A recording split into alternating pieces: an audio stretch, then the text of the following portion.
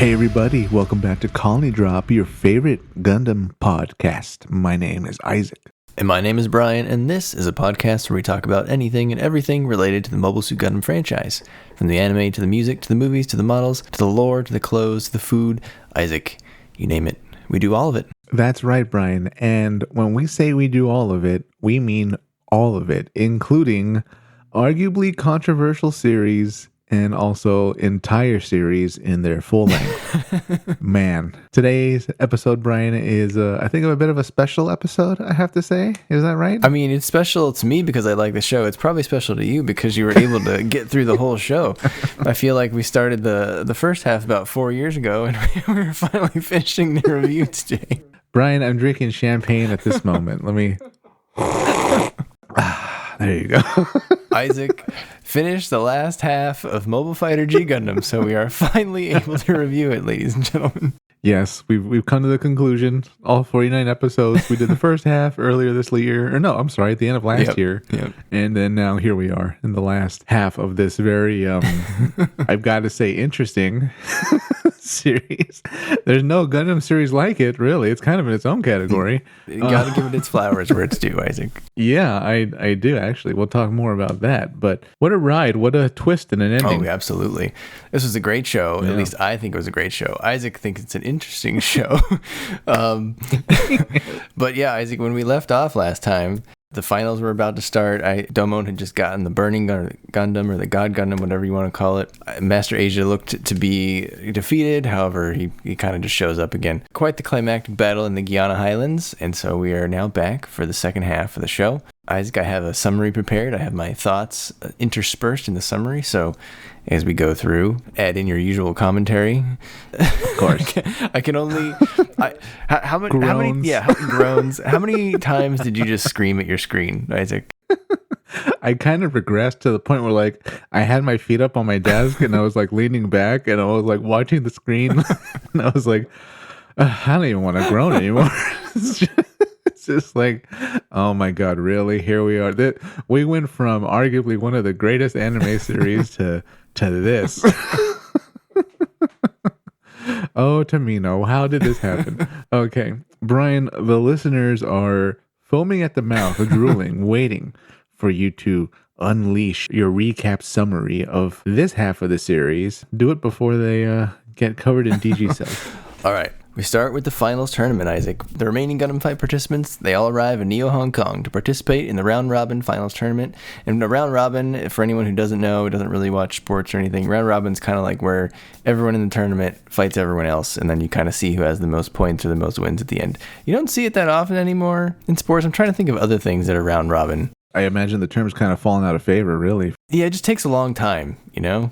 Yeah. Did this fall out of favor in place of brackets? Brackets definitely easier because, you know, you don't have to do whatever it is you're doing as many times. Okay. It's linear and we just get on with it. Okay. Along with Gundams we haven't seen yet, Gentle Chapman and Michelob Chariot are there, though, Isaac, to participate, even though they were defeated previously, which already raises your suspicions, right? You're like, uh-oh, something's not right here. Right. In addition to that, Master is just back, and he seems to be out in the open in cahoots with Prime Minister Wong, who has added 3 new rules, Isaac, to the finals tournament for the Gundam Fight. Number 1, the Gundam may be repaired, replaced, rebuilt as necessary throughout the tournament. The cockpit can now be targeted. That seems mean-spirited, Isaac. This is willfully malicious at this point. Absolutely. Unnecessarily violent to what's essentially a non-lethal sport by and large. Right, yeah, it's not supposed to be lethal, but now all of a sudden that is a viable strategy. My God. And then number 3, Isaac, just because, I'm not sure this has any bearing on anything, the final remaining person, they will be given the title Gundam of Gundams. Of course. Which has arguably nebulous meaning. Would you like to write that on your email signature? Isaac, right underneath Gundam of Gundams. That'd be pretty cool, but it would raise more questions than it answers. Hey, can you imagine going to the Olympics and like the head judge announces, by the way, this year, you're allowed to kill your opponent? Like, well, I'm not sure our athletes in as many countries would participate in a blood sport. Our country will be opting out. Or nowadays, I think we'd be doubling down. Oh, that's true too, yeah. So with that, the tournament begins with Wong, Prime Minister Wong, administering and manipulating the matchups in a hover chair that floats over his giant chessboard with human-sized Gundam pieces. So Isaac, where does a hover chair and a giant chessboard rank on your villain accessory list? Okay. The whole chair kind of thing is pretty high, right? With the chair is like a throne, and it just moves around and stuff. Wong even has kind of a cool look where he's doing like that kind of 80s, 90s thing where a lot of guys had like the trench coat as their cape. Oh, yeah. The giant chessboard thing's pretty cool. So this guy's going for full villain, full megalomaniac. You're assuming he's the man behind it all at this point in the story. Oh, absolutely. I had to say, though, that giant chair, it really calls back to the giant chair used by, who was it? The head of the Gundam Alex project, that old man that was also in a giant chair. You're right. I forgot about that guy, yeah. He was like proto Professor X. Whatever he was, yeah. Talking to Christina a few times. Well, I think it's also involved in the investigation at the end, or at least the Federation bigwigs wanted to talk to him. But yeah, I think someone on the Gundam animation team, Brian, has a thing for big chairs. It's the future. They're going to be in big chairs. The big chair is Gundam's robot spider. There's a producer in the background who's like, you have to have a mechanical chair. You got to understand, in the future, people are going to walk. Even if they can walk, they're just going to want to hover around on chairs. Comfort is going to be very high in demand. Then I think about it, it's quite prophetic with our country's current situation with the amount of rascals rolling around in public spaces, unfortunately. Yes. Very Wall-E. They're clogging the roads up. So the tournament gets underway, and Domon defeats the field. He kind of has his way with them after, he struggles a bit with every match, but he eventually comes out on top. He defeats the number one contender, the literal giant, Marcelot Kronos of Neo Greece in the Zeus Gundam. He defeats the literal green-skinned snake man, Chandra Sajima of Neo India in the Cobra Gundam. He beats the assassin Kiral from Neo Nepal in Mandala Gundam. He beats the beautiful berserker, Allenby Beardsley of Neo Sweden in the Nobel Gundam or the Noble Gundam. And then all the while, there's other battles happening in the background. You've got Neo Holland with Hurricane Gundam, Neo Spain, Toro Gundam, Neo Kenya, Zebra Gundam, Neo Denmark, Mermaid Gundam, Neo Portugal, Jester Gundam, Neo Norway with Viking Gundam. Sai Saishi falls in love with Neo Denmark's Gundam's fighter's sister, Cecile. Chibity gets over his fear of clowns to defeat Neo Portugal. Burning Gundam gets stolen by a child, Isaac. There's a lot of shenanigans happening in the background. Yeah. And as sort of those middle pre-climax episodes we're going through, I thought to myself, if you were a Gundam fan the year this came out, which was 1994, this is the first alternate universe series. This must have seemed like absolute heresy at the time, if you were a longtime Gundam fan. I wonder if there are any records from back then from like fan magazines, because this would be too early for probably any records on English message boards. I wonder what Japanese fans were thinking back then. There must have been, at least initially for every Gundam fan, an element of whiplash, because we're going from like Zeta and 0083. Well, maybe not 083 yet. Oh no, 083 predates this. 083 was out, yep. So we're going from very arguably hard-boiled war stories and war settings to people playing a sports game with giant robots, athletic fighting competition. You then get two camps back in the day, if there was any records of this, that you'd have fans who were horribly opposed to this and feel like they lost their beloved Gundam, and then other fans who are like, this is some of the best fun I've seen in a long time. Absolutely. And there could be a reason for that. I mean, I've never, I don't know how easily this is researchable, I guess, but the series that would have aired right before this, Isaac, basically the year before, would have been Victory Gundam.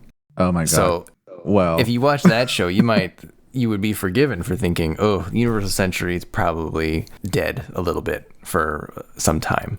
Yeah. So pun intended. Hey. Dead like that Shrek team. Oh, rest in peace, Shrek team. So this would be a good slice of good fun, I think, after Victory Gundam especially. Yeah, and much needed cheering up perhaps for a lot of fans who, unfortunately, say what you will about, I mean, we all have our opinion and praise of the Universal Century, but Victory Gundam, its fans are few and far between, I believe, for a clear good reason if you watch the show. So going into this story, which, although I have my own feelings about it, it's a much better planned hero story, I have to say. It's much more cheer and, clap for the heroes type procedure. Even Isaac may have found himself clapping a little bit for the hero at some points of the show. A little bit. Especially when Ulube is on screen. I'm like, oh yeah, here he is. That's my guy. Isaac, the burning Gundam getting stolen by a child. Again, I got to point out, this wouldn't have happened if the Gundam had a key, which it still doesn't have a key, even in this universe. I have a question though. If the kid died, would Domon be liable? Who's responsible at that point?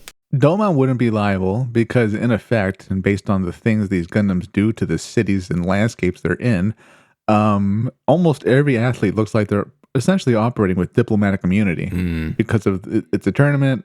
We're all international. We're all on Earth, and here are the rules. So I assume Domon would not be liable. No one would really be liable, and unfortunately, based on how the people on Earth are treated, no one would really care. Maybe Domon. I assume Domon would, because they're going to have to, mop the kid up out of the cockpit.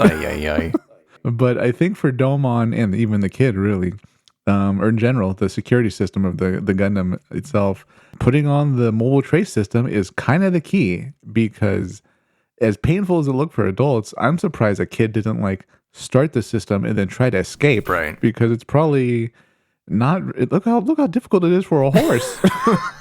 Fuunsaiki going through mobile trace was one of the that was some of the peak parts of the series. That's a beast of burden, and it looks very uncomfortable. Can you imagine the animators? They were like, "What are we doing for this part?" They're like, "Let's do it. Let's put the horse through the mobile trace." Imagine if we covered a horse in a weird skin tight latex material. What? Animate it. Go to print. Yeah, this is great. Yeah, so I don't know if we've talked about this in the podcast before, but do you know what an attractive nuisance law is? Did you say an attractive nuisance law? Yes. I'd love to hear this. I'm wondering if a unlocked Gundam counts as an attractive nuisance. So this is if you have a well on your property, you are required to secure the well in such a way that someone cannot, reasonably easily fall in. Because it's basically if someone passes by, they're going to look at it and be like, oh, let me go look at that, and then if they get hurt, if you didn't take the necessary steps to safety proof it, you can be held liable to some extent. So do you think in this case, is Domon's burning Gundam an attractive nuisance? Yeah, it has to be. Everybody sees these Gundams and kind of gets pretty excited. Right. In Neo Hong Kong, they throw a parade for Gundams that aren't even really their Gundams. True. Yeah. So they're just generally happy, which is kind of ironic because you see what happens to cities Gundams fight in. So no one should be happy to see more than one Gundam in a city. So if there's any lawyers out there, comment and tell me if burning Gundam was an attractive nuisance. I think it was. Yeah, it qualifies. Man, he can't be the first person to try to get in one either. Probably not, but as a child, no. Highly dangerous. Yeah, this must happen with such frequency that it's kind of swept under the rug by the countries that are involved. Oh, true. Someone tried to do it in Neo Italy, and we see how ruthless Niccolo is. So, that person or whoever it is sleeping with the fishes. Yeah, that's a great point, and it actually segues to my next point. Uh-oh. Like you said, it's a more normal, happy hero story. That said, I feel like this universe's government, and really anyone in charge, is one of the most corrupt out of all of the universes. And then it seems like almost every nation is corrupt, Isaac. There's not that many good nations in this story. No, but that raised the question: are there any good nations in real life? Well, that's what I was going to say. Ooh. This is almost based on current events. I mean, if you just go open any news source that you would like to choose today, this is truly a reflection of the real world, Isaac. You know what they say: the more things change, the more they stay the same. Right. I imagine back in the day, Tomino saw a lot of the problems we still deal with now, and reflected it in the same governments he wrote about then that still exist today, and all the same problems we face as human societies. Now, the one difference I will say between this show and a Universal Century show is the girl that Saishi fell in love with. Remember, she flew away on that shuttle at the end of the episode? Domon beat, or either Saishi or Domon beat up whatever it was, Mermaid Gundam, punched him in the porthole. Yeah. That was pretty funny. I thought, well, if this was a Universal Century show, someone would have shot her shuttle down as it was leaving. This might be the only century or setting, I believe, where shuttles are by and large very safe. We don't see a single one get shot down. No, we really don't. So good for Cecilia. She made it home. I hope they meet again. Isaac, this show makes me very thankful that we moved on from the Nina Purpleton suits as a society, because Chibity's girls, they all wear pink suits just like Nina Purpleton did.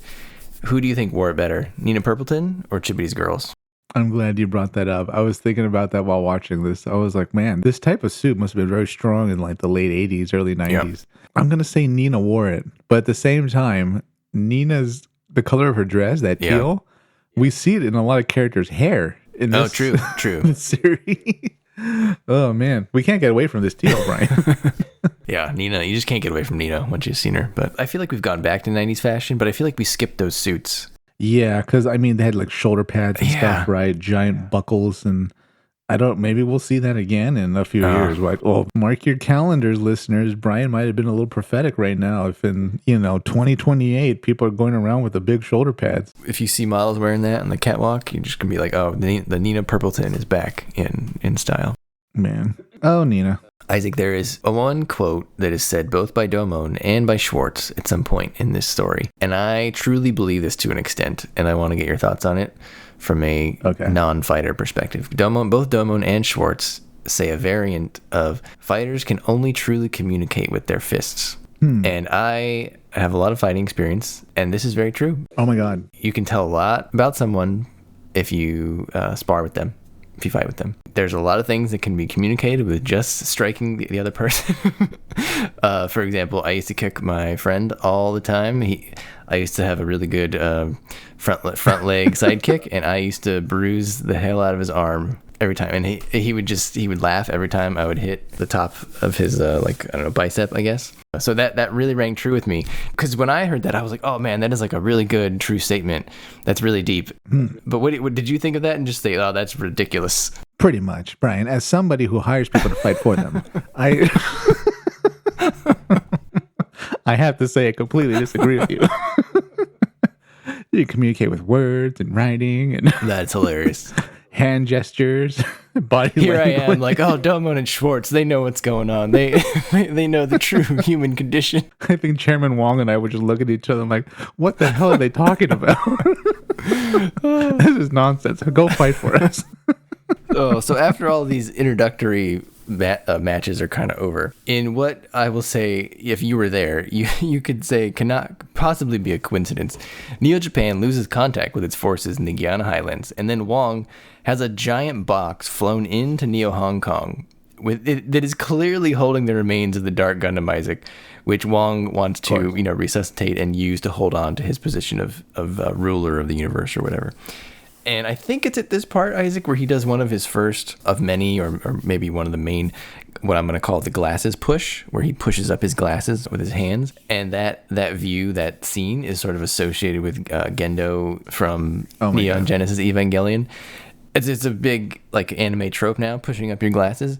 I was wondering who the first glasses pusher was. And I looked it up. It doesn't seem to have an answer.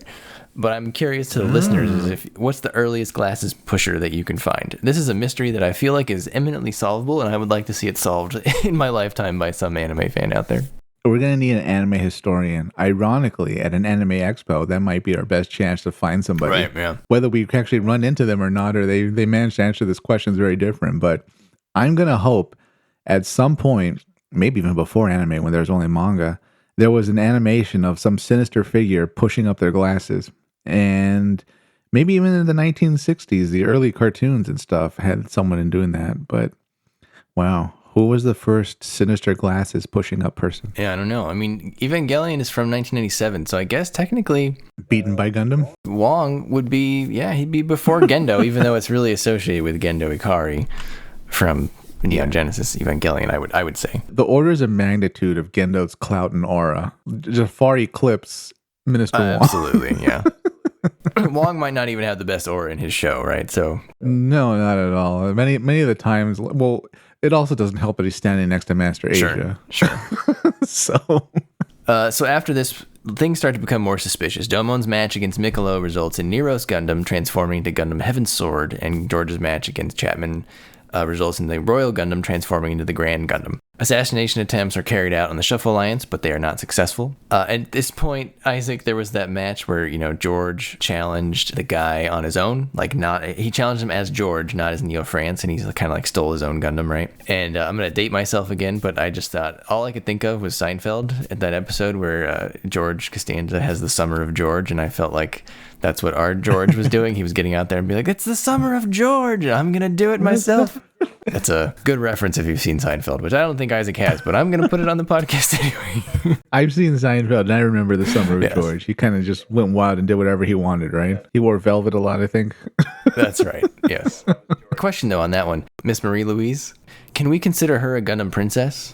I think we have to, because she's clearly nobility. Yeah, she's the daughter of the head of state. Okay, well, at that point, she's essentially the Princess of France. Right. I would say it's implied that when she is able, she would marry George, assuming that George does the country well, right? Yeah. Or she might be so loyal, like even if he loses, sure, she'd still marry him, despite what her father or mother might do to prevent things. Right. So yeah, after George has his Summer of George moment and proves himself, Rain and Kyoji, they stumble upon the Dark Gundam. And after winning a rigged tag match with Allenby, Wong pits Domon against the Shuffle Alliance as punishment. And we haven't talked a whole lot about Allenby yet, but I thought Allenby and Rain was done very well in the show. I don't know what your thoughts are. At least in the newer series, I feel like we don't have that many good love triangles. You introduce Allenby after you already think Domon and Rain are going to end up together at the end of the story, and Allenby immediately seems better for Domon than Rain.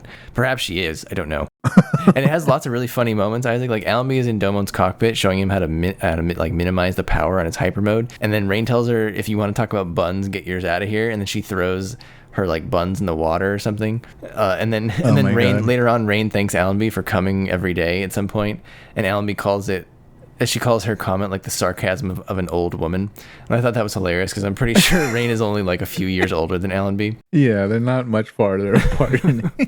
Allenby is what, high teens? Yeah, I think she's like 17 maybe. At that age, someone in their 20s would be ancient, in your eyes. Right. Allenby is 17, and I believe Rain and Domon are only 19. Really? No. Yeah. Okay. Once again, we're trapped by Gundam, as usual, portraying characters, and then we find out their real ages far less than we thought. Yeah, Rain is technically 20. Okay, that makes way more sense. I was going to say 23. Her and Domon are in the low 20s, but sure, I'll take it. So I was a big fan of Allenby. I'm a big Allenby fan just in general, but I think it was done really well in the show. So curious to get your listeners' thoughts on the Rain Allenby triangle and who you would vote for. Are you on Team Rain or are you on Team Allenby? I think the Rains are going to get it because of how the story plays out and how unique that was in Gundam. But Allenby's got a strong case. I feel like Allenby's very unique in being one of the first female Gundam pilots. Absolutely. She has her own Gundam, too. Yeah, that says a lot. And she was not a joke or a pushover. She was treated very progressively for the time, I feel. Right. Maybe one of the best pilots in the show. Probably number 2, maybe. Second or third best. Yeah. If you include, Domo and Master. I can't really... The guy from Neo Grease was pretty good, but he was just a large man. Whoa, wait a minute, Brian. You don't like big, strong guys? What are you saying? I don't need martial arts. I need power. So all of our alliance members, they show off their ultimate techniques, like Isaac. Bursting machine gun punch, Rose Blizzard, Meteor Butterfly Sword, and Gaia Crusher. But Domon prevails against all of his friends. And so now, after having defeated them, they are now in line and wanting to help him again defeat the Dark Gundam. But then we go to another tag match with Domon and Allenby versus Argo and Graham, and Wong reveals to Master that he now wants Allenby to be his ultimate fighter, not Domon any longer. And this incenses Master. Wong activates his own berserker system on Allenby during the match, causing her to freak out and injure Graham. And then the medical people come because she's also injured from Wong's berserker thing. They usher her away and they keep Rain from going in with her and because Rain didn't go and Wong's medical people took her, Allenby has effectively now been kidnapped. Domon then blames Rain for allowing Allenby to get kidnapped, and when that causes Rain to resign from his Gundam team, and she leaves Domon temporarily. And then we get Master's kind of motivation, Isaac, which I kind of forgot about. So, we probably watched this show 24 years ago, so it's been a while. Master arranges to meet Domon in a wasteland outside Neo Hong Kong. And he calls this the other side of the prosperous Neo-Hong Kong coin. And this kind of answers our question from the first review of just why is Neo-Hong Kong so much better than everywhere else in the world? But it turns out it's not really. It's just a part of it. And Master feels that humans are no longer needed on Earth, and they are detestable creatures. He basically goes full Char right here, Isaac. Wow. He tells Domon this final battle will be against Schwartz, who is also undefeated, just like Domon in the tournament, and then teaches Domon the SEKI TEN-KYO-KEN, which is the ultimate technique of the undefeated of the East. They are set to duel. Domon and Schwartz duel in this ring, but it's rigged with electric nets and explosives. And Rain has now, because she resigned from Domon's team, she's now helping Schwartz. She has her cute little Neo Germany outfit on. Did you like that? How they were all color coordinated, Isaac? It was pretty great. I loved it. Yeah. But she eventually changes sides again during the match. That traitor Rain can't make up her mind, and she helps Domon fix his settings, and they win. But then the ring explodes, Isaac, and that's when I just started chanting at the screen, EC dub, EC dub. I feel like, I don't know, New Japan should have had way more issue with Rain joining an enemy country. Hey, she had a mask on. You couldn't even tell who it was. Can you imagine the Olympics if like a coach switched countries? People would there should be an uproar. Scandalous. You're probably not even allowed to, I would imagine. Well, the Gundam Fight's pretty loose with the rules, apparently. So with Schwartz defeated, he is whisked away to the medical. The battle royale starts, basically a last man standing match on an island. So a last man standing match, for those who don't know, it's basically like everyone is in the match at the same time, and then whoever's left, at the end is the winner. All the Gundams still going. Put them on an island. The Royal Rumble. Yeah, it's a Royal Rumble, except they all enter at the same time, basically. Yeah, everyone's running. That would be great, though. They should totally do, in our Gundam wrestling, there should definitely be a Royal Rumble episode. Sure, or even our G Gundam prequel. Yeah. They could do a situation almost like this, play by play, really, where they have the turnbuckle set up, and then they just start like having the Gundams run. Like every once in a while, they announce a new country at random to charge into the melee. Oh yeah, and you gotta have entrance music and everything. It'd be fantastic. Good God in heaven, it's Neo Norway. There's Neo Norway. He's gonna hit him with the deep freeze. They have to have like theme, attacks too. It's the butter shield. I don't know. Sorry, Norway listeners. What do you make? Fish?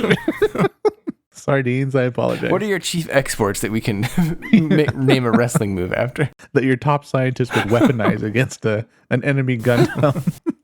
I apologize, Norway. So Rain sneaks into Schwartz's medical room as a doctor, and we see that he is basically an android made of DG cells, which is what we had suspected. Dr. Mikamura comes in, and we basically get the rest of the backstory that we were missing, Isaac. He tries to kill Schwartz, which is like a huge reveal. But funnily enough, he tries to kill an android with a scalpel, which I feel like is just, he knows it's not going to work. That seems like a bad idea. And so he wants to kill Schwartz because Schwartz knows the truth of the Dark Gundam. But Rain stops him. He didn't know that Rain was there. She jumps up, stops him. Schwartz reveals the truth that the simulation from the first half of the show hid from us when Domon was put in that simulation. And what really happened is Ulube and Dr. Mikamura sees the Dark Gundam. It was not Kyoji, as we were led to believe by the simulation. Mrs. Kashu got killed protecting Kyoji. Dr. Kashu didn't want the military to have the Ultimate Gundam, but Dr. Mikamura was jealous of Dr. Kashu and wanted to claim the Dark Gundam or the Ultimate Gundam for himself. This, Isaac, is where he enters the horrible Dad Hall of Fame for Gundam. The Hall of Bad Gundam Dads is what I'm going to call it. We're going to do a whole episode on this. Wonder what Mr. Tomino's father was like. That's a good question. His father was an evil scientist. Based on the number of evil scientist dads we run into in Gundam. It all points one way, and I think you're right. Yeah. Dr. Mikamura says, hey, you know what, Rain? I didn't want to use you as a pawn here, but Ulube ordered it, so I just had to do it. And Rain defies her father and helps Schwartz heal, and then leaves in the Rising Gundam to inform Domon about all this information. And yeah, so at this point, like, she had a great line. She said, I am not going to listen to you anymore, which I felt was very progressive for the time. Yeah, really good for her. Say what you will about this series, but the strong women are all over the place. And I don't mean to be rude. In some other series, there's not many. Yeah, I would agree. And I think Allenby and Rain are probably some of the strongest female characters in all of Gundam. Without question, yeah. They've earned themselves red commander uniforms in the Zeon military, Brian. Oh, that's high ranking. That's the type of spirit. Well, I mean... That's high marks. Let's face it. Yeah, I can't think of that many women we see outside of the red uniform. Right, yeah. To make it in Zeon's military, if you're a woman... You might have to be the personality that ends up in a red uniform. That's true. That's true. Yeah. And then in the Battle Royale, back to that, the Shuffle Alliance sacrificed themselves to get Domo into the Dark Gundam, with Sai Saishi and Argo teaming up to defeat Mikolo in the Gundam Heaven Sword, and George and Chibity teaming up to defeat Zombie Chapman in the Grand Gundam. I think both of those fights are classic, satisfying fights, done well all around in all aspects. And the only one left in Domon's way now is Allenby in Nobel Gundam, and she's already under Ilube's Berserker control. But I guess before we get to the Nobel Gundam fight, Chapman, his Gundam turns into the Grand Gundam, Isaac. Is the Grand Gundam thick enough for you? It can't be any thicker. Brian, we've actually exceeded the parameters for thickness. At this point, this thing, it doesn't even look like a suit. I don't even know what to describe it. We're pretty much close to like maybe a khaki mammoth that would be appropriate for the Power Rangers Megazord. Sure. It's just too big, Brian. It's just too big and bulky. So what's the line? Is it when the proportions cross into like gorilla proportions? You might be about there. Yeah. It's definitely not 3 legs like we saw in G Sure. You can't just slap another leg on and think it's good. Okay. Is it the arms hanging too low? It was kind of that. It also had those weird other arms, the kind of skinny barrel arms. It has like kind of ground mode and then kind of stand up on its hind legs mode. It was just an overall, sorry to say this to the fans of a Grand Gundam, I think it was a poor design. And also, there's a bit of a narrative problem with Chapman, who, as we all know, is a rifleman, really, deciding to, this is the path for him. I don't think that was very appropriate for his skills. Oh, that's a good point. He should have got something more based around the rifle. You're right. I can understand something flying, that's like able to shoot death from above. That would have made so much more sense and appropriate. But this has nothing to do with Chapman. Maybe Graham. Right. Because he's a big guy, but... Yeah, that's a good point. You're right. I like that. We'll go more into the logic of the Dark Gundam and the mistakes it made. But man, this was one of those. Yeah, I thought the Grand Gundam was not something that I really enjoyed. I thought it was fine. I thought it was definitely unique. It was much less ugly, though, than the Walter Gundam that they gave Allenby. That one, I cannot understand the design on that one. That one's, I thought, was horrible. Do we have any lore for why it's called a Walter Gundam? Yes, there is a note on the wiki because I had the same thought. It says Walter Gundam's alternate name is named after a 1990 Hong Kong movie adaptation of the wuxia, I always don't know how to pronounce that, a novel called The Smiling Proud Wanderer, written by Louis Cha and produced by Sui Hark. Walter Gundam's name may be a corruption of water, given its apparent proficiency in underwater combat. Additionally, the name Walter means ruler of the army, which may be a reference to it being the commander of the Death Army's naval forces. Wow. Okay. All of that is lost in English. If I was in charge of the dub, Isaac, I probably would have renamed it something completely different. Yeah, you'd be forgiven for thinking, the Neo-Germany had an old evil Gundam that Wong took or something. Right, exactly. Also, around this time, Chibity, and when him and George are like sacrificing themselves, he has one of the best, most patriotic lines. He says he has no regrets other than the women and not showing the universe the American dream. Spoken like a true American, Brian. Brian, I was watching this in the mindset of current events in our country, and I thought I brought my mind back to your idea for where you had different concepts. Oh, yes. For the Gundams that would have in a new series or maybe a prequel series, and how you conceptualized quite a brutal take on America that I feel would be very appropriate if we had a Gundam tournament this year. Yep. Lord Business. Yeah, there's evil business corporate kingpin Gundam. They're always at the top. It's always the final boss, Isaac. You hit the nail on the head. Rain, Schwartz, and Mary Louise then team up. They break the barrier surrounding the island that was trapping everyone on, and Rain goes to warn Domon in the Rising Gundam. And then as soon as she gets in, she tackles Allenby, Isaac. And this was the point that if this was made today and they had the rights, that's when Paramore's Misery Business should start playing on the soundtrack. Oh my god. It fits.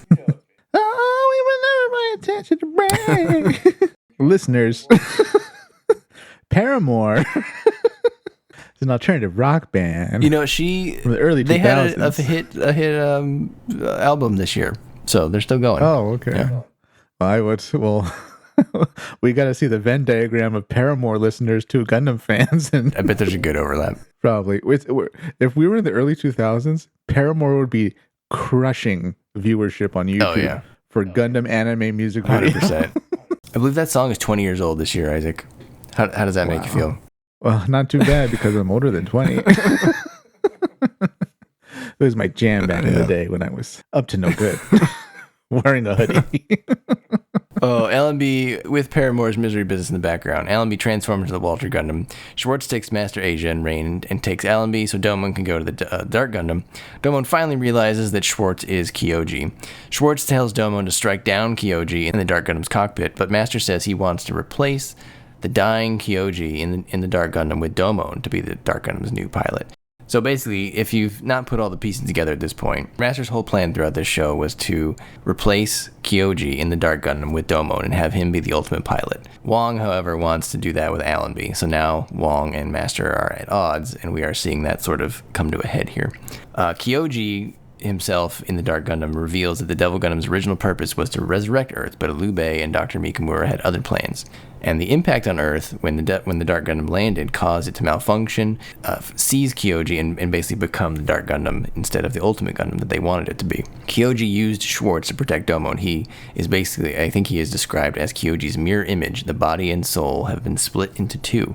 So because Kyoji couldn't himself go protect Domon, he created another sort of version of himself, or a mirror image of himself, to go do that. Quite the complicated plot. Yeah, I really didn't see it coming. You assume he's under the mask, right, but little did you know, it's him, but it's not. Right. Both are true simultaneously. And then Allenby confesses her love for Domon. Rain then destroys Wong's Berserker receiver, and then basically everyone explodes. Wong has the Devil Gundam attack Master and launch a bunch of energy blasts, but Schwartz grabs Kyoji and asks Domon to kill them both. Kyoji then tells him to... Domon's doesn't want to do it, right? But Kyoji tells him to man up, and he destroys both of them with a shining... or the SEKI TEN-KYO-KEN. And this is kind of a huge man-up moment, Isaac. I mean, it's a real curveball ending, because the whole show... Domon's whole goal was to just find Kyoji. And he ends up killing Kyoji with his own hand that he used throughout the show to basically get to where he was. Yeah, it was, what's the word? Reversal of fortune, maybe? Yeah. Ironic, maybe, I guess. Goodness. Yeah, poor guy. The Kyashu family just can't win. No, yeah, they're getting pounded pretty good here. The therapy that's going to be needed after the show's done is just... a little bankrupt Neo Japan. Do you think they include therapy in the fighter's pension plan? They better, considering the sequence of events that happens in the final episode. True. I mean, also Japan's an economy that, unlike the United States, healthcare is not tied to employment. Yeah, and at this point I asked myself, Isaac, if I said out loud what was happening, like I just did, you would say that is an original show, and it's unlike any other Gundam show. It is, to this day.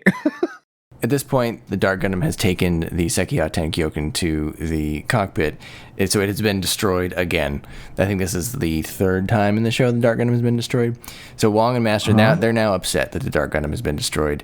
Master cannot forgive Domon, and challenges him in the final match. And then he tells Domon that he finally sort of reveals his last bit of intention here. He says, well, after finding out that the people in the colonies were causing the Earth to decline, Master, he vowed to restore the Earth. And his way to do that was to wipe everyone out on the Earth. He said that was the conclusion that the Dark Gundam reached. It was basically like a Doctor Strange moment for the Dark Gundam, where the Dark Gundam analyzed all the possibilities to accomplish what Master wanted, and it told Master the only way to do it was to wipe out everyone on Earth. Not sure that makes a whole lot of sense, but we'll go with it. It reminds me of the Zero system, or the Epion system in Wing. Master Asia, what he was articulating, I thought would go in a different way. Right. Because he talks so much about the meaninglessness of the tournament and how it's not really fighting and what's the worth of all that. And I don't see how that really lines up with, by the way, the evil sentient machine wants to consume the planet. It's well... Yeah, you think he would use the machine to kill everyone in space. Possibly, yeah. I guess you could still say that the Earth needs to be left alone a while to heal. That part I could understand. Yeah. I don't know that means you need to kill everyone on it, because I feel, again, based on what we saw in the rest of the show, it doesn't seem like a whole lot of important people live on Earth anymore. It's all the dregs and the poor people. Yeah, that kind of begs the question: does Wong live on Earth, or does he only visit for the tournament? And as the essentially the de facto world leader, because Neo Hong Kong won last time, is that why Hong Kong itself is nice looking? Right, yeah. Because they're actually able to kind of fix it up, at least to a degree. But yeah, Master Asia, I wonder if anything was lost in translation, because I feel like the whole fighting purist thing would have maybe made more sense if the Dark Gundam was ultimately going to somehow break the tournament and return an Age of War, where Master Asia could be like a warrior or something, instead of just genociding the whole planet, omniciding, which would have meant there would be no more fighting Master Asia because there's no more people. I mean, maybe his plan was that he would have more control if Domon was in there instead of coked out Kyoji, I guess. Sure, I guess, but as much respect as Domon still gives Master Asia, even though they're enemies throughout the whole series, I don't see him being controlled much by Master Asia at all. Yeah, I mean, that's definitely a downfall of Domon's character, right? I guess he is pretty young. If you consider him to be a 19-year-old, then I can see him more easily refusing to admit what has become of his master than maybe if he was a little bit older. Because I think the gap between like 19 and 25 or something like that is huge. Yeah. How old is Master Asia? Oh, that's a good question. Let's see. Knowing the series, he's like 32 years old. Yeah, 27. Let's see if he can he can beat Burning. He can out Burning. Okay, he's 50 years old. Okay. Silver Fox at 50. Okay, I'll give it to them. Yeah, that one feels okay. I can go with that. Yeah. Yeah, all right. It's not like Cecilia, where she's like 27 or whatever, and you're like, no, come on. She's like 48. Yeah, she's carrying herself like a much older woman. The voice actress, I assume, is much older. Yeah, they did everything they could to up age her, except the canon age. That's now what Master Asia wants to do. He wants to save the world by destroying everyone, which is, again, full Char at this point. Allenby's still going somehow, but she shoots and kills Wong inadvertently before being defeated by Rain. Dr. Mikamura says Allenby can be saved, and he plans to atone by revealing Wong's plan and proving Dr. Kashu's innocence. I think it's too late for Dr. Mikamura. Don't you, Isaac? This guy's pretty irredeemable in my eyes. I feel, yes, overall he is because of his involvement, but at the same time, they did give him enough depth to show that he was a multifaceted character. He takes a bullet for his daughter. No, I get it. He definitely... So, yeah. I think it's nice that you went down the redemption path, but man, you waited a little long, Dr. Mikamura. In his defense, Ulube kind of went 0 to 60 on it. That's true. It's like, well, I was kind of along for the ride, but you just deployed our military and things essentially spiral out of control within one day. That's true. You think he got caught up in it and then he couldn't do anything? Pretty much, yeah. It's different when you're like working with some type of conspiracy plan, and then the conspiracy does like a 180 on you. It's like, by the way, we're going to consume the planet. Sure. It's like, what? Yeah. I thought Neo Japan was doing this for our own empowerment and profit. Yeah, what if he was just talking to Ulube about it? Like, it would be kind of cool. Like, he didn't think he would actually do it, and then all of a sudden it was happening, and he was just in it. Yeah. He also kind of went about it the wrong way, too, because Ulube reveals, what he's about to do, and he takes control, essentially, and his plans for Rain. And the doctor immediately runs out to go find Rain, which I'm sure is a normal parental instinct to tell her to go run and escape. But Ulube obviously is going to follow you. Right, yeah. Yeah, don't be dumb. He should have slow played it and be like, oh, that's a good idea. Anyways, I'm going to go back to the lab and, drop some plans for Dark Gundam Mark II, which we'll need to engage the, Neo America's fleet or something like that. Something like that. But no, he didn't really think on his feet and just kind of ran on instinct. He panicked. So Domon and Master Asia, they do the God versus the Devil Finger. Domon realizes Master is sorrowful that he cannot be the ultimate Dark Gundam pilot. Is the implication that Master believes he cannot be the pilot because of his health? I don't think so, because he did pretty well, right? Well, but he was always coughing. Yeah, the cough did progressively get worse, right? I don't think so. I think... So it's a health matter, or Master Asia was just never evil enough? Because he's been essentially helping the forces of evil this whole time. Right, but at the end, right now, after they duel and Domon prevails, they have dueling SEKI TEN-KYO-KENs. Master dies on the beach, and he's then greeted in the afterlife by the old Shuffle Alliance, and they apologize to him for not questioning the Gundam fight. But then Master admits that I was mistaken about how humanity should atone. And, Domon's right that those people are part of the Earth too, so what's wrong with leaving them alive? But then he does reveal that he has no Devil Gundam cells in him, and then he dies doing the East is Burning Red speech. So I guess his illness, whatever he had, whether it's cancer or some other whatever, it was not related to being infected. That must have been a real health matter. I'm going to guess he probably had more than one cigarette a day. That's probably true. Yeah. Even as a mature martial arts instructor from back then, I don't think it was uncommon for a man to smoke, even if he was an athlete. Excessively, yes. So one too many of those smokes. And I don't know, we've been hanging out in the ruins. The planet's polluted. He's been around the Dark Gundam. The Dark Gundam doesn't care about hygiene and other stuff like that. It's always kind of, mucky and slimy looking. Yeah. So not the best environment for hygiene and cleanliness. He never coughs around Wong because Wong's place is probably really clean. True. The wiki says that at that end scene, he reveals to Domon that he has a terminal illness, which prevented him from replacing Kyoji. I don't remember that being explicitly stated in the dub. I wonder if there's a translation error there, or not error, but maybe just a difference, and I didn't pick up on it. When they dubbed it, they said, "We dare not show this to American minds." Oh, that's true too. Maybe, yeah. Children have no concept of a terminal illness in America. We can't show them this. Delete that line. Get rid of that. I mean, Master Asia, I think you thought was probably one of the best characters in the show. What did you think of his death here on the beach? It was very appropriate for the relationship he and Domon had. I, in many ways, wish he went down in a blaze of glory. Multiple times we see him go down and we think he's dead. Yeah. And then he just keeps coming back. It was kind of frustrating, really. At a certain point, I was like, well, the white screen of death in Gundam has always meant death. Sure. So at this point, I can't trust anything that happens with Master Asia. He's always going to come back. Right. So this being the final dramatic death was very operatic, very Shakespearean.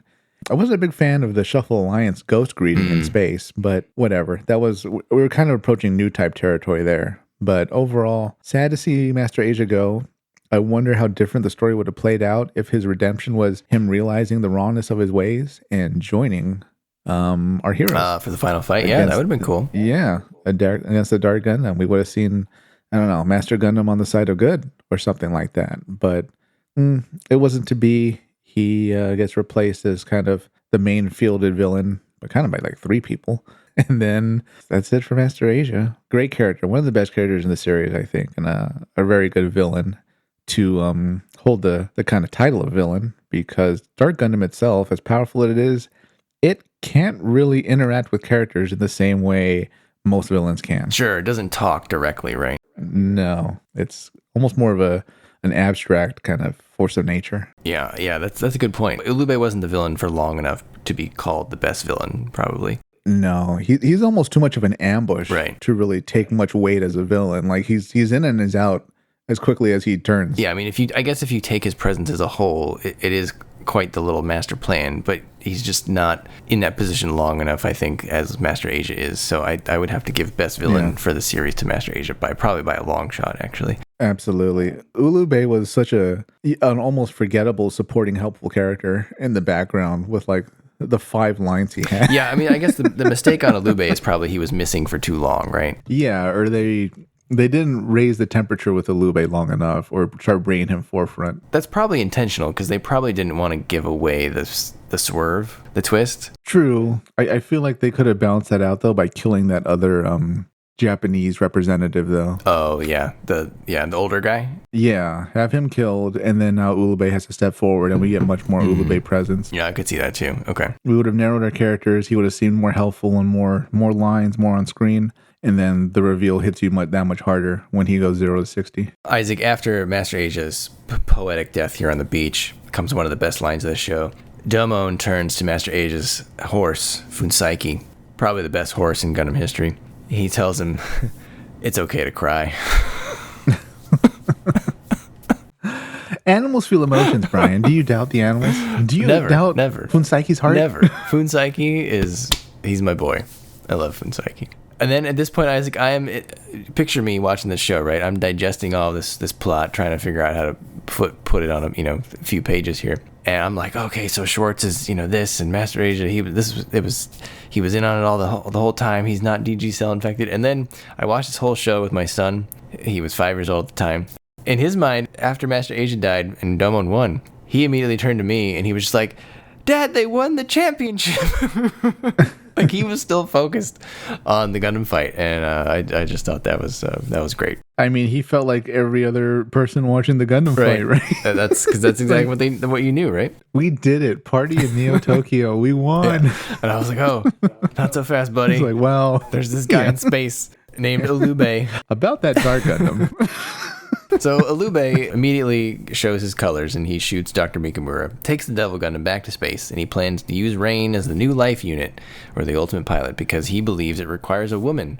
He attributes this to Wong's research, which I thought that was interesting. One villain kind of gave another villain props. That was different. Yeah. Ulube, it's the amount of vision. He's not necessarily, stepping down on anybody. Right. You know what's interesting I noticed? When he calls down the Japanese fleet, which apparently can enter Hong Kong airspace. True, and they look a lot like Xeon. I don't know if you noticed. Oh, absolutely. I was like, oh my God, these are like futuristic looking improved nuisances or something. Yep. I don't know if you noticed this, Brian. I'm sure you did. In this setting, their technology is advanced to the point where you do not need a mass driver or orbital elevator to leave the gravitational pull of the planet. Ships are so well built and engineered, they can thrust out on their own. They just go by their burning willpower, Isaac. Every pilot just pulls out their hand and my pain. You just get in that mobile trace and you grunt hard. Yeah. You go full Goku and your ship just propels itself into outer space. I need more sorrow, more lift. How many horses do you think they went through before they found a Funsaiki that would tolerate the mobile trace system and not be like traumatized? Yeah, how many horses died testing that mobile trace system? Probably a lot. They broke a leg and they just had to put them down on the spot. Oh yeah, or they just suffocated in the mobile trace material. One of the two. Oh my God. That's definitely a government cover-up. I would say hundreds of horses. Brian, you put too much brutality on the Japanese team for just letting a horse suffocate. Like they wouldn't send handlers in there to cut it out. It's like, well, he'll either break free or he'll. Well, isn't it kind of like self-sealing? I feel like they'd have to get there pretty quick. I guess they could do it though. It's not locked, as we realize. True. Yeah, that's true. Anybody can get in the mobile trace. They go in there, some hooks, and they start cutting open the liquid material. So, having been shot by Ulube, Mikimura is dying. He sends an SOS to Domon, who goes to space on Funsaiki. They just go to space. They just fly up, as you said, Isaac. Yeah, wow. To go get Rain back. He's hesitant at first to go do it, but then Isaac, he's cut off by DG Cell Zombie Wong, who has reconstituted himself, now fully assimilated by the Dark Gundam. But then Domon promptly kills him again. The part that I liked about this, did you notice that when Wong reconstituted himself out of DG cells, he recreated his glasses? Oh yeah, with the little green vines. Yes. The Gundam veins. Yeah, he's like, you know what? Gonna need these. Gotta be canon accurate. I can't see without... Domon at this point has another one of the best lines in the show. Either before or right after killing Wong again, he says, "Those who thwart with another one's love shall hear galloping hooves and cries for revenge." And I believe he gets killed by getting stomped on by Funsaiki, right? I'm pretty sure, yeah. I remember like a stomping of a circle. So Wong is dead again, and Domon and the rest are off to fight Ulube in space. And back in space, Ulube evacuates Neo Japan so the Devil Gundam can assimilate it. And by it, I mean the entire colony. His goal is to eliminate the Gundam fight and rule eternally, Isaac. Devil Gundam assimilates Rain, and Neo Japan becomes a giant, terrifying Devil Gundam colony amalgamation. This thing is terrifying, right, Isaac? It was quite cool to look at. Yeah, it was pretty great. I'm very perplexed, though, how the people of Japan survived by just going underground. Yeah, like what's life like if you're having to go to the little shelter? I mean, it looked like they didn't have to go far because the cities just get domed up and go underground. So were they like shooting off? Like were they in like little pods, or where are they in this? Based on the end, they just embed themselves in the body, but that would be the worst place to go. I would imagine the Devil Gundam would just rip open their bunkers and just absorb them. That's what I was thinking. The tendrils would just cut in and you'd be screwed. It cut a deal with Ulube. Ulube was like, all right, well, you can't do that. Yeah. You can take over the whole thing, but just don't hurt the people. We're ostensibly still doing this for Neo Japan. And the Dark Gundam was like, all right. Yeah, definitely one of the most fierce, final bosses, I'll say, in Gundam history. One thing about Ulube and his sort of reveal, at this point, he also reveals that he was Neo Japan's previous fighter in the previous fight, and he only lost to Master Asia. Shouldn't Domon have known that? It doesn't feel. I don't feel like we got the sense that Domon knows that. It might kind of be beneath Domon. I mean, at that point, I wonder if in the mind frame of athletes, do you pay attention to who lost for your country? I mean, it was only 4 years ago, though. I mean, he was the last fighter. Don't you think they'd be trading notes? He is on the team to kind of teach him, but at the same time, that might have been sort of viewed as a failed path, which is why Domon's so close to Master Asia instead. Okay. So it might be a case of you look to who was the champion and why, not necessarily who was with your country. Yeah, okay, that's fair. And I guess maybe if they did, that would have taken place before the series started too. All right, I'll let that one go. They don't seem like they talk much though. No. Closer to your point, maybe they just don't get along, or their personality wise, Domon is a firebrand and Ulube is a military man. Ulube's involvement in the team is always kind of nebulous, really. Like, why is he needed as much? The other guy seems to run things pretty well as representing the Japanese government. Yeah, and Domon too. And maybe he's just afraid of looking at Ulube's mask thing. Maybe he just kind of finds it creepy. It's grotesque. Well, he is a teenager, right? Yeah. He's like, that's pretty gross. That underneath there's a scar. It's like, whatever, dude. Don't talk to me. He turned away cosmetic surgery. Yeah. At this point, because the Devil Gundam is now assimilating the colony, the ceasefire amongst the colonies is broken, Isaac, and the other colonies start immediately attacking Neo-Japan, which was kind of cool. We got to see the colonies attack. Neo-America goes first, and they fire the Statue of Liberty cannon, which doesn't do well, Isaac. For being quite the cool weapon, it didn't have a good showing. Neo-Japan fires back and destroys the statue immediately. Yeah, the general also that fires it is obviously a mirror image of General MacArthur from the Second World War. So I wonder if there was some slight criticism, some bad blood there, huh? Thrown by the Japanese animation team against America, which of course is the country that steps forward first to attack Japan. Right. And what do? They launch their super weapon right out the gate. No coincidence. Yeah, I was actually wondering or thinking maybe an abandoned path was the Dark Gundam takes control of Manhattan Island. It does seem odd that you would kind of ruin your own homeland. Might it make sense to assimilate another colony? I could get on board with that. Right, or just when it gets close, like the Dark Gundam seizes it with some tentacles, and now it like integrates a super weapon laser on it, makes it more powerful. But I think at that point in the Gundam series, so it wasn't as super weapon happy as it has become now. Sure. Where every series, we really expect a super weapon. Right. Well, my note on that was that the Dark Colony, which I believe is what we call the Dark Gundam, assimilated Neo-Japan. You know, when it sends that huge tendril to Earth and just wipes out what I assume are thousands of people at a time. That's a massive attack. I mean, the Dark Colony has to be added to the list of super weapons. Basically, do you consider it to be a Gundam or a super weapon? I think it's a super weapon. The Dark Colony? Yeah, or even the Dark Gundam itself. I still consider it a Gundam, but the weapon itself, at this point, I think you answered your own question there, buddy. I think you hit it. It's both. It has the ability to use that huge tentacle thing that reaches Earth and then covers a large area and vaporizes the people. Yeah. But at the same time, it's in the shape of mostly a mobile giant Gundam.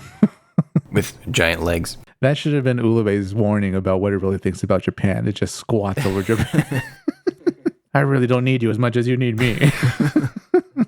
He was going to live a lonely existence up there. I mean, well, there's still the people trapped inside the little bunkers. Yeah, something tells me that Ulube is not going to get them out. No, unless, I don't know. With enough gumption, I think he could force open the bunkers and, But, he ruined all their homes. They're going to be upset. I guess, but, would you want to be upset or do you want to be alive? Well, true. But, what's he going to do? Open it and be like, hey, look what I redecorated. Don't you like it? Pretty much, yeah. Clap for me. I'm now, supreme leader of the world in Neo Tokyo. And yeah, you should, I don't know, throw me a parade or something. Look, we've conquered the universe. Is that what every megalomaniac villain wants at the end of the day? The populace to throw a parade in their honor? I imagine so. There's some incapacity, Brian. Once he was in power, do you think he would go to Earth just to sit on Wong's throne to be spiteful? I think a throne's beneath him. I'm actually surprised he didn't have a chair. He was standing up for hours, it seemed.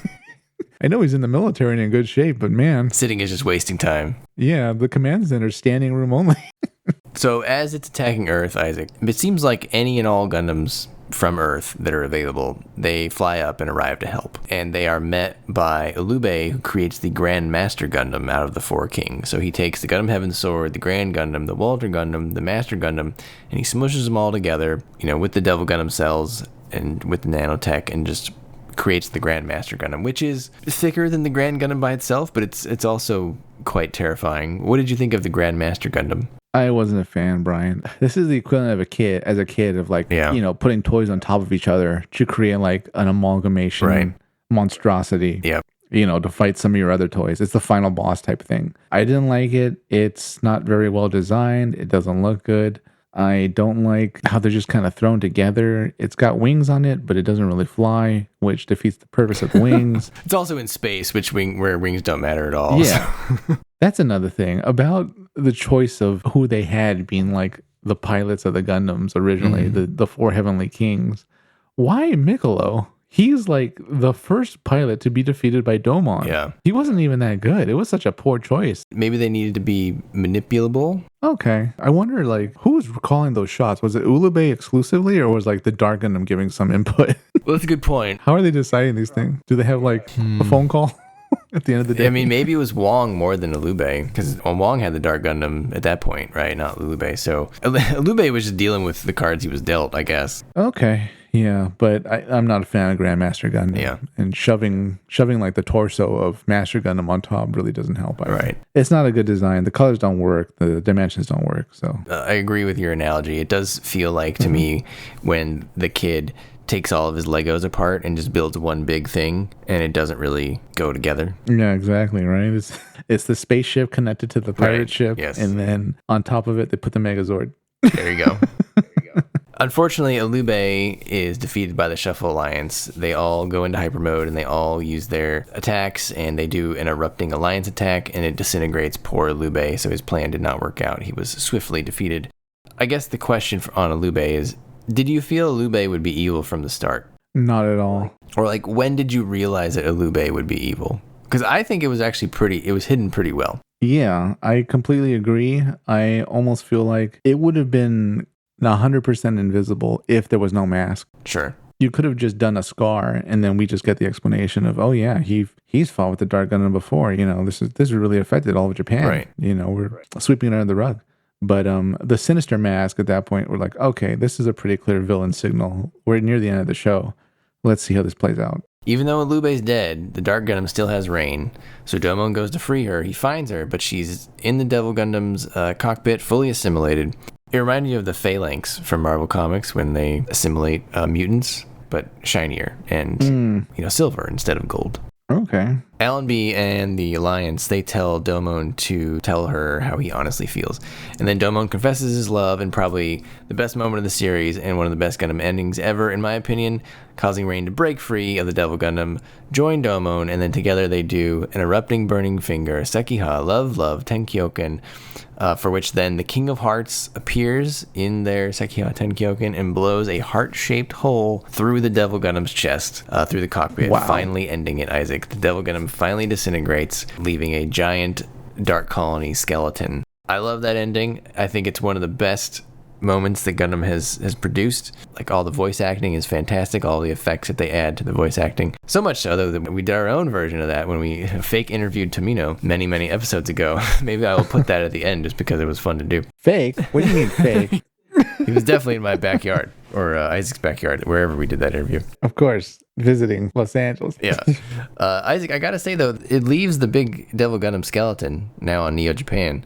It reminds me a lot of the Space Whale. Oh. And even the kind of those aliens in that new manga. That new manga's had a few more issues since we last talked about it. I should go read it. But it would be interesting to someone pick up on that. I'd be curious on the listeners' thoughts about the Devil Gundam skeleton and what could be done with that. I think it seems pretty cool. I don't know if it'd be kind of repetitive or silly, but could be a story made about someone getting remaining cells, or at least the burnt out cells, I guess, at this point, and doing something with them. Lighten them back up. Yeah. God, the cleanup is going to be insane on Neo Japan. Well, hey, look, you could say that Ulube was a big job creator. The people on Earth, they're out of work, all right? And there's going to be a lot of jobs in space cleaning that stuff up. I can't believe that in this whole time, the people that actually died were once again the people on Earth, the poor victims on Earth who were killed by that airborne kind of energy grid that the Dark Gundam put into the sky over that city that vaporized everybody. But to my knowledge, Not a single citizen or resident of the colonies in space died. Yeah, I don't think many did. I mean, maybe Neo America took some damage when the statue got blown up. But yeah, you're right. The other ones, I mean, they all, they sent the Gundams into the battle to help. We got to see the Sphinx Gundam. That was cool. Yeah, I wish we saw more of it. Yeah, that was one of the best designs, and they barely show it. Neo Holland sent like 40 windmill Gundams. There was tons of mermaids and other sea-themed Gundams. But you're right. And I don't think any other colonies got taken out. Holland and Neo Sweden really punch above their weight. They just had so many Gundams in reserve. Do you think they were like, oh, we should have built one good one instead of like 50 of the same one? Maybe they took a Wong's, instructions to heart, and they're like, okay, we'll have multiple standby Gundams. Right. Because we can just shove them out, depending on how the fight goes or something. But I'm surprised we didn't see the standing armies of them more often. I think the show was just too full already. Yeah, especially at the end. Because, Neo Nepal sending out their Gundam as opposed to like their actual standing armies, you know. But that would have been more of an animation choice where we clearly had to showcase the Gundams fighting, even though we know they have standing armies, and we're not really we can't sell the standing armies because the main product line is going to be the Gundams themselves. Sure. So who goes to save the day? It's Gundams. Yeah. And then at the very end, Isaac, it says, see you in the 14th Gundam fight. So I got to ask, where's my 14th Gundam fight, Isaac? I don't know, Brian. I think if they come back to this, they should skip that and either do a prequel series, not necessarily the fight before this one, but maybe the first Gundam fight. Oh. Or we do a Gundam fight, multiple fights. Oh. Long since passed. Maybe we have an elderly Domon. I mean, I would like to see a prequel and stuff, but I think they would probably want some recurring characters to like beef up interest. But you're right. I don't think you do a 14th or even a 15th. I think you skip ahead to, like you said, to where Domon is now kind of the Master Asia elderly style character. That'd be great. I just think that would be more interesting. Yeah. You can't have Domon fight again and have it be as interesting or as good as this series. No. We'd be watching the same show again, or it'd be far less because what's the nature of the threat now? Just other countries? Domon went through them. Right, exactly. And it was such a climax. I don't think you can really top that with the same characters. You need to create a new set of characters and put them through different stakes. Yeah, give us something new and fresh because it worked this time. I mean, I might be getting ahead of us, Brian, but I enjoyed this last half far more than the first half. I agree. Yeah. Were there any particular designs that stood out in this back half to you, Isaac? Because we got things like the Zeus Gundam, the Zebra Gundam, Mermaid Gundam, Cobra Gundam, Asura Gundam, Jester Gundam. Did any of them, tickle your fancy? Neo Denmark, the brief glimpse we get of all the aquatic potential Gundams we could have had was brilliant, and they all looked great, I thought. But narrowing one down, and even one episode really, Chibity. Oh my God. That was the closest to like a horror episode that we got with yes. Oh God, what was the Jester Gundam? I forgot his name. Yeah, Jester Gundam, and what's the pilot's name? He was a creep. Romario Manini was his name. He knew exactly what to do to intimidate his enemy. Yeah. What is it about clowns in the 90s, Isaac? I don't know. I mean, they've always had like power, but I think this was the point where they were starting to get twisted to be evil. You know, that show, the first version of It came out in the 90s. That made for TV movie series, I think. But man, this was something else. If you told me there'd be a creepy clown in a Gundam series, I wouldn't have believed you. But I thought that was pretty cool. The whole Mandala Gundam thing, assassin thing, was an interesting take. Sort of really skirting the rules though, because absolutely, we'll just kill the enemy pilot. It's like, well, how has this not been addressed by all the other countries? Yeah, it's definitely illegal for sure. Yeah, but there were so many good things at the final battle. So many good potential Gundams that we saw heading into space, including the Blink If You'll Miss It, the original Gundam. Yeah, a lot of cameos. Yeah, those were just so many beautiful designs. I wish we really saw more of a space battle. Yeah. I thought maybe the Dark Gundam would have descend out the Dark Army, essentially the space version. Yeah, we never saw too much of the Dark Army in the back half, really. No, I know they have the name of the Dark Army, but they were really the Dark Regiment because the Dark Gundam really only had them around like parts of Malaysia and Hong Kong, it seemed, right? Yeah, I guess you could say that the Devil Gundam hadn't had time to make all of the machines like it did when it was waiting on Earth for all those months, because it had only been in space for I don't know, a few hours. Yeah, but I mean, it had time to build a multiple kilometer long tentacle to reach Earth. That's true. Reach multiple parts of Earth, and then start the liquefying of people and zapping them and all that, stealing resources and stuff. Another cool design I saw, also blink if you'll miss it, is the military mobile suit that Ulube had when he first faced off against the Dark Gundam. It looks so Xeon. It's kind of a magenta looking. Oh yeah, was it the Phantoma? I think, is that the name of it? I don't know. Kind of Xeonic, kind of almost Zanskare, really. It's very bizarre looking, the proportions and stuff. Yeah, the Phantoma. Yeah, it reminds me of like a Big Zom-esque crossed with the Noiseel almost. What's that aquatic one? Not a Hygog, something else. I could see a little Hygog in it. Yeah, Big Zom Hygog. One of the GOG series looks a lot like it. I forgot the more kind of spindly one, whatever. Yeah, it's a neat design. Even in the first half of the series, I think around France, we saw some cool military ones that we never see again. Sure. That's a good point about Ulube. You kind of wish, looking back, because I get what they were going for with the whole Grandmaster Gundam, how he combined the four kings, but it was quite ugly. I wasn't a huge fan of that either. And it was also very quick. Like, it got blown up, I don't know, a few minutes. It didn't star in the episode very long. You kind of wish that he would have piloted either the suit that he piloted in the last Gundam fight, but like Devil Gundamified, or, to your point, the Phantoma. Like, bring that back and have it be DG cell infected or something, and it looks even scarier. Because we did see the Phantoma in that simulation, so it would have been a nice bookend for Ulube. So I think that would have been a better choice.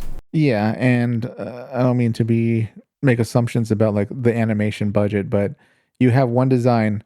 It doesn't need to be shown once. So let's send it out as the new Space Dark Army. We have Phantoma Army. Or Ulube does get a DG celled version of it for himself to use, and it's Gundam Ulube or something.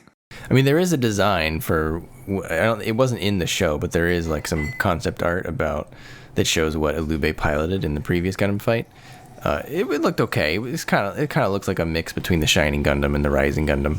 Yeah, nothing special though, unfortunately, in my opinion. Yeah, I really liked the Gundam Heaven Sword. That was the one that Mikolo had that transformed into the bird. Oh, yeah. Beautiful design and transformation. It might be the strongest out of all of them. And I'm not counting Master Gundam in that because that was kind of its standalone Gundam. Actually, Heaven Sword is the strongest out of all of them. But again, I feel like whoever in the three of them, Wong, Ulube, and Dark Gundam, that was in their little evil committee and said, oh, we got to get Mikolo. That was a terrible idea. Isaac really feels Mikolo is the weak link here. He's the first guy in the series that gets defeated in episode 1. Yeah. Why are we going with him? Yeah. Wong should have known better. Ulube should have known better. Yeah, you got to get the Greek guy on your team. Oh, yeah. The Jester guy and the Mandala guy. And the Snake, yeah. Yeah, those guys are ruthless. Nope.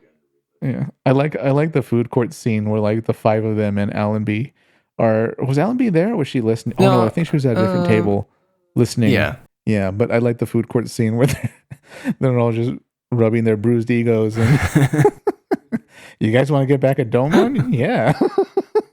Yeah, that was very like almost got him Batman the Animated Series, right?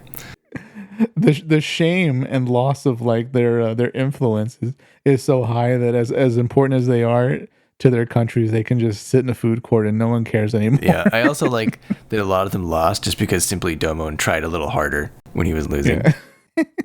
He used his one move. Yeah, he used it harder, and I lost. I can't believe he touched my face. I also liked the Nobel Gundam, Allenby's Gundam. I mean, it is kind of like a bit of a joke, but I thought it worked really well for her character, and I thought it was really good for the show. What I love about it is it might be the first canonical female form Gundam. Right. Even though it looks a little bit like Sailor Moon Gundam. Yeah. But it looks like Sailor Moon in its normal stage, but then when it goes into the Berserker thing, it's like quite terrifying. Yeah, it's just a great overall design, and Allenby is a great character also. But my headcanon is this also shows how closely the countries watch each other, because this shows that Neo-Sweden paid very close attention to Master Asia because they have a very similar weapon in the Beam Ribbon and the Master Cloth. Oh, yes, that's true. So the countries, they might not say it in the dialogue, but they're absolutely paying attention to each other as far as what works. Agreed. Well, Isaac, I have no more notes. Do you have any more notes, or are you ready to give your score? I'm ready to give my score, Brian. I'm ready to give my score, but I'd like you to go first, if you don't mind. Absolutely. I'm guaranteeing I'm going to rank it higher than Isaac's going to rank it. Probably. I'd be surprised. But that's because, Isaac's never been one to like what I would call a shonen show, like the Dragon Ball, Naruto's, One Piece, that type of show. This definitely skews more towards that, where it's a straightforward hero, needs to get stronger and gradually overcomes the bad guys and stuff. But it's the Gundam version of that. And what I like about this show, Isaac, which I think is why it gets such a high mark from me, is it's not that I like the show because it does all those things. I just think it does a lot of those things very well when it counts. It doesn't have the best animation, for sure. Some episodes look much better than others, but I would say overall, the show's done very well in terms of the characters. I felt a lot more for the characters in this show than I have in some of the more recent Gundam entries. And I don't know that that's a good thing. I don't think that reflects well on the newer shows. What this show does really well is I feel like most of the main characters have really good arcs. All of the Shuffle Alliance people have really good stories. Their arcs always deliver in the end. I don't feel like anyone really got cheated. And I feel like they all went out with a pretty good bang, in a very memorable moment, especially, at the end where they were teaming up to get Domon through to the end. Domon and Rain teaming up to destroy the Dark Gundam. Such a great moment. The whole show is very memorable. And you can say that it's ridiculous on its face, and it is, but it embraces that ridiculousness, Isaac, in a way that's both serious but also funny, right, with some of these designs. So overall, I give it a 9 out of 10, and I just think it's a great show, especially combined with some of the dubs voice acting for Domon and Master Asia. If you didn't have strong voices behind those leads, it probably wouldn't perform as well, but they really owned the roles and really delivered. So yeah, that's going to be my score, 9 out of 10. I love G Gundam, and I think everybody should watch it because it's a really good example of what you can do with Gundam that is not like other Gundams. Some people, Gundam's all the same, or it's just a bunch of robots. It shows how well Gundam can be adapted into other genres in a successful way, I think. So I'm going 9 out of 10. Wow. It's a great show. Everybody should watch it. Great review, Brian. As we all know, I'm not a huge fan of G Gundam. That said, this last half is absolutely superior to the first half. I feel like the final climactic battle has a really good run up to it. I'm not as emotionally invested in a lot of the side characters that kind of become the Gundam main cast of 6 pilots. But Domon has a great arc as the main character. So does Rain. I feel like the villains could have kind of be done better, but this was almost an experimental plot line, having essentially the main threat be such a non-human form of a villain. So with that said, overall, this series did get more entertaining as it went on, and it does have earned points for being very unique. So for that reason, I give G Gundam, the last half of the 49 episodes, 3 out of 5 Haros. There you have it, folks. It's a passing score from Isaac. That's not bad. We'll take it. Not bad. I'd even dare say, Brian, having enjoyed this last half more than the first half, I think I would enjoy a compilation movie far more than this entire series. I could see that. I mean, it's a long show, right? 49 episodes. So, some parts are very episodic too, where because of the nature of the fight, it's very Monster of the Week. And I think it's designed to be that way, right? It's not meant, to be the most efficient piece of entertainment. It's meant to run for a whole year, and give you weekly entertainment. Now, they don't really make shows that way anymore, or at least very rarely at this point. You just kind of have to keep that in mind, right? When you're looking at the two periods. Like today, it seems like we're lucky. I mean, we just talked about this on the other episode, but it seems like we're lucky if we get 13 episodes now, 20 something episodes. I mean, this was a full year's worth of episodes of 49, which is a lot. I would definitely agree that parts of this could probably be condensed, and I said that in the first half. Maybe there doesn't need to be as many fights in the back half. You would lose some character development here and there, but I think you could work around that. Yeah, but that said, I'd be happy to revisit the universe.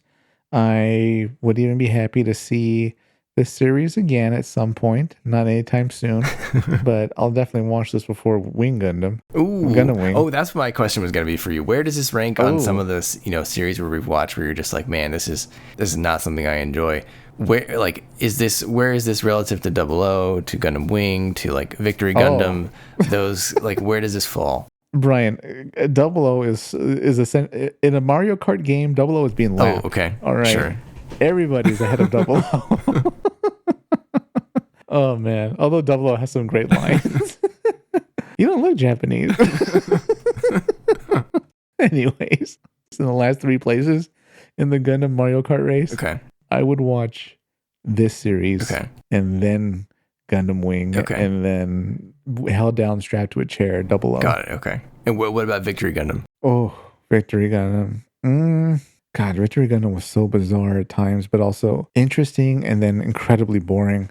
Yeah. Man, I'll just say that G Gundam is in the front of the pack of the 4. See, look at that. We are making progress, people. It's different. It's colorful. It's unique. It's got a lot of things going for it. It's entertaining to watch. You got me there. Although some characters I have less patience for, like Saichi. Okay, that's fine. Yeah. Argo. I'm kind of like, well, almost everybody outside of Domon's a little one note. I mean, I thought they were good. I mean, Saichi, had the thing with his dad and the note and the girl he fell in love with. And Argo, they bring back his buddies at the end, and it turns out to be like a full circle there where they only are able to get to space because they take his ship and all that stuff. So that was cool. I thought they worked it in. I mean, it's very challenging to do that many characters, so I feel like they did a pretty decent job. Chibity had kind of the most growth. Yeah. That story came out of left field. I was like, oh my God, really? A terrorist attack? Yeah. Jesus Christ. Kids show, mind you, too. So yeah. The one guy that thought of the clown costume to be a criminal was sick and twisted. It's like the Joker's grandfather or something.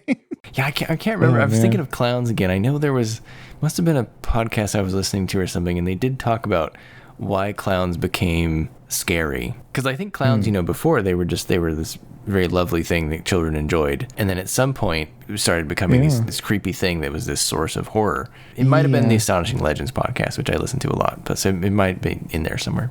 I'd be curious about the actual year or years of the switch happening, because I remember as a boy of the 90s, Brian, that it was not uncommon to see a clown at parties. No. And we thoroughly enjoyed them. Yeah. Clowns were great. Magicians were great. They were kind of expected presences at parties. I don't think clowns are as popular. Well, there's no way. No, not clowns anymore. are as popular nowadays. You almost never see them at a party, which is too bad because I always enjoy clowns.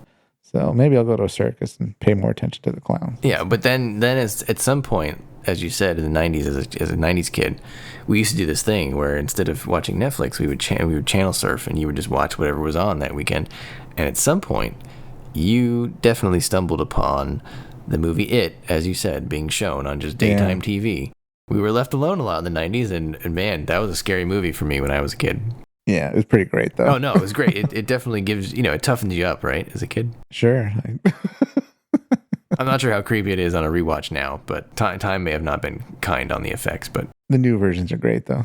I should say, I haven't watched those, but... Check it out. Yeah, I will. Your kids will love them. Yeah, I bet, huh? Yeah. My wife would throw me out of a window, that's for sure.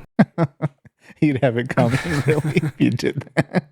All right, listeners, let us know your thoughts on the show, anything we talked about. Your thoughts on clowns, I guess. Do you think clowns are creepy? What are your...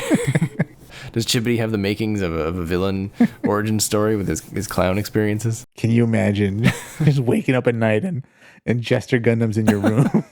The pilot, whatever his name was, and the clown guy with the abnormally round head. Just staring at you in your room in the darkness. Let us know your favorite designs from the show, and let us know what you would like to see from a G Gundam sequel someday, because, maybe we'll get one on the off chance. Probably not, but a boy can dream, right? As Toonami once said. So, all right, Isaac, take us away. All right, listeners, before you go to sleep tonight, stand next to your bed. Get on your knees, put your hands together, look up at the ceiling, and hail the Dark Gundam. Good night, everybody.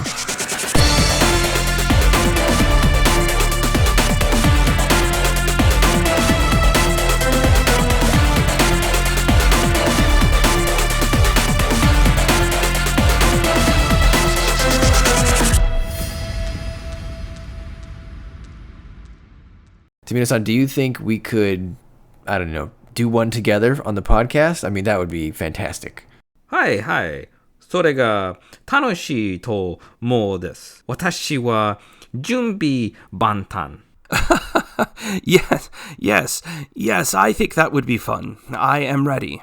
Oh my god, Isaac, I am so excited. You're going to do it too, right? I mean, I know G Gundam's like so-so for you, but come on. We got Tomino-san here. You know what? I have so many thoughts racing through my head, but I don't think I have a choice right now. Yeah, we're going to do it. You're right, you don't have a choice. All right, here we go. These hands of ours are burning red. Their loud cry tells us to grasp happiness. Erupting. Burning. Fingaru, SEKI. Ha! Lavu, TEN-KYO-KEN. We all know I'm just a mole for the double Gundam anyways. It's true.